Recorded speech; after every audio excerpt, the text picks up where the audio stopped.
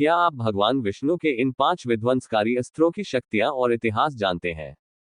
भगवान विष्णु ने कई ऐसे अस्त्रों को धारण किया है जो बेहद विध्वंसकारी थे, लेकिन उनमें से 5 ऐसे अस्त्र हैं जिनकी शक्तियों की तुलना शायद ही किसी अस्त्र से की जा सकती है। इन अस्त्रों में से कईयों का प्रयोग महाभारत काल में भी हुआ है, इसलिए इनका इतिहास भी दिलचस्प है। तो आइए जानते हैं भगवान विष्णु के उन 5 शक्तिशाली अस्त्रों के बारे में। हाइलाइट्स। चलिए जानते हैं भगवान विष्णु एवं भगवान श्री कृष्ण द्वारा धारण किए ऐसे ही 5 शक्तिशाली अस्त्रों के बारे में। वैष्णवास्त्र का निर्माण स्वयं भगवान विष्णु ने किया है और इसकी सबसे बड़ी शक्ति है इसकी गति।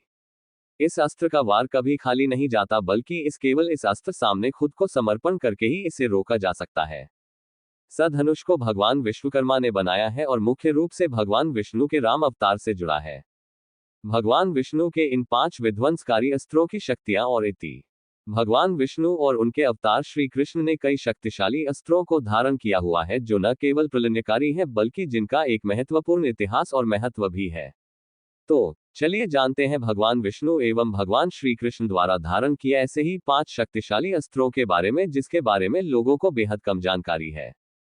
1. वैष्णवास्त्र। वैष्णवास्त्र का निर्माण स्वयं भगवान विष्णु ने किया है और इसकी सबसे बड़ी शक्ति है इसकी गति।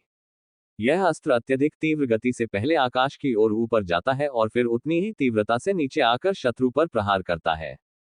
भगवान विष्णु के वराह अवतार के समय यह अस्त्र पृथ्वी को प्रदान किया गया था। पृथ्वी से यह नर्क के राजा नरकासुर को प्राप्त हुआ। महाभारत काल में यह अस्त्र श्री कृष्ण के अतिरिक्त भगवान परशुराम, भागदत्त, महारथी कर्ण और कृष्ण पुत्र प्रद्युम्न के पास था। महाभारत के द्रोण पर्व के अनुसार जब यह अस्त्र राजा भागदत्त के पास था और एक बार जब अर्जुन और उनके मध्य युद्ध हुआ था, तब राजा भागदत्त ने वैष्णवास्त्र का प्रयोग अर्जुन पर किया। अर्जुन को पता नहीं था कि अस्त्र को कैसे रोका जाए, तो भगवान कृष्ण ने बीच में आकर इसे अपनी छाती पर ले लिया और तब यह अस्त्र उनके गले में वैजयंती माला के रूप में सुसज्जित हो गया। रामायण युग में मेघनाद ने किया था रासायनिक अस्त्रों का प्रयोग। उसके अस्त्रों के संग्रह ने भगवान राम को भी चौंका दिया था। क्या आप जानते हैं कि महाभारत में एक नहीं 3 कृष्ण थे, लेकिन उनमें से एक कृष्ण थे नकली।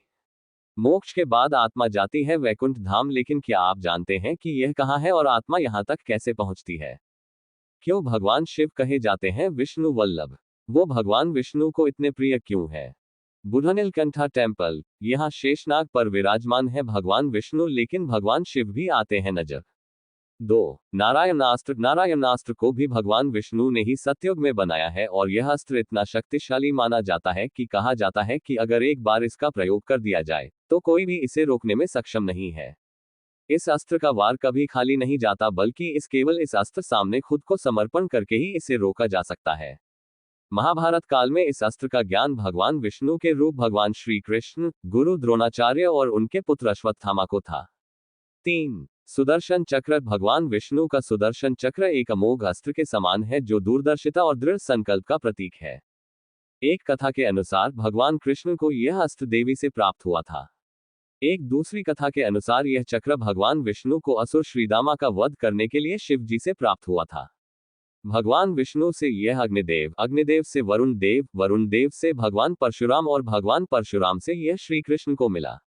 यह चक्र 12 अरों, 2 युगों और 6 नाभियों से युक्त है और इसके अरों में देवता, सभी राशियां, अग्नि, ऋतुएं, सोम, वरुण, मित्र, इंद्र, प्रजापति, हनुमान, तप, धन्वंतरी और सभी 12 मास प्रतिष्ठित हैं।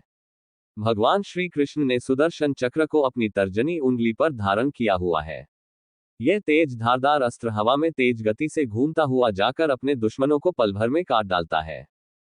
4. कौमोद की गदा। कौमोदी की गदा शारीरिक, मानसिक और आध्यात्मिक शक्तियों का प्रतीक है और इसे ईश्वरीय न्याय का प्रतीक भी माना जाता है। इस गदा को भगवान विष्णु अपने बाएं हाथ में धारण करते हैं। यह गदा शक्ति के अतिरिक्त कई अलग अलग बातों को दर्शाता है, जैसे कि ज्ञान, बुद्धि, समय की शक्ति, अहंकार, समृद्धि इत्यादि। यह गदा महाभारत काल में भगवान श्री कृष्ण को वरुण देव से प्राप्त हुई थी। यह भयंकर गर्जना उत्पन्न करके शक्तिशाली असुरों और राक्षसों का विनाश कर देती थी। 5. शारंगा धनुष। इस धनुष को भगवान विश्वकर्मा ने बनाया है और मुख्य रूप से भगवान विष्णु के राम अवतार से जुड़ा है।